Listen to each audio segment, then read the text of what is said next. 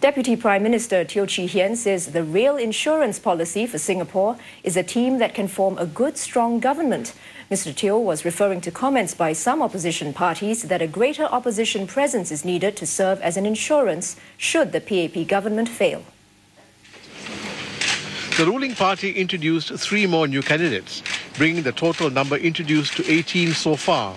The second candidate from the Malay community, 35-year-old Dr. Intan Azura Mokhtar, was among those introduced. She's an assistant professor in policy and leadership studies in the National Institute of Education. She says she has not faced difficulties following her decision to wear a tudung, a headscarf that Muslim women put on. I think I've gotten to where I am based purely on meritocratic terms. For the recent grassroots work that I've done, I think residents have been very welcoming.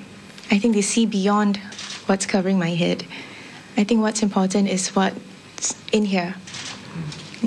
You serve with what's in here. I think I don't foresee any problem in me wearing a tudung and serving the community. 39-year-old Lawrence Wong Shun Sai has been in the administrative service for 14 years. His last appointment was as Chief Executive of the Energy Market Authority.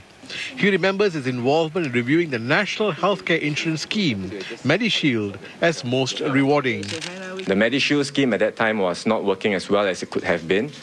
It was not offering protection for patients with large hospital bills. We went through several rounds of consultation.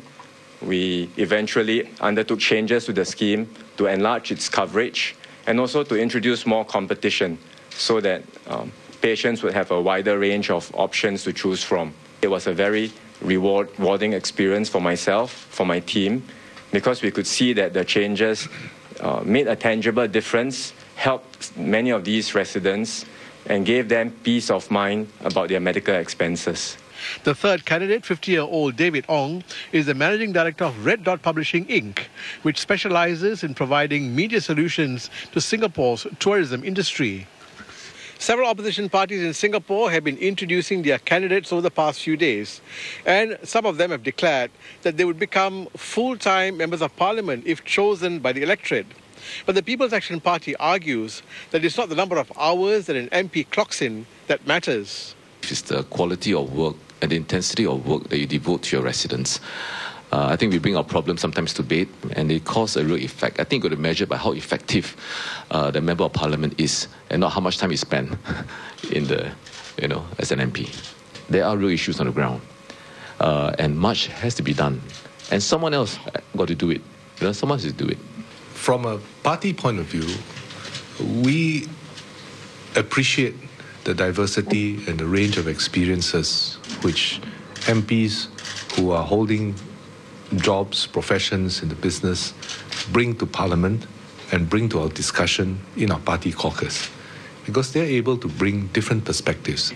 Concluding, Mr. Teo emphasized that the coming elections about Singaporeans voting for the candidate and the party they can trust.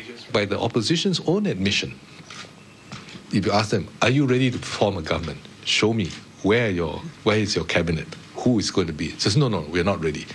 So what they're actually asking to do is to pay a very high premium for a so-called insurance, which when you have to call that insurance, they can't deliver.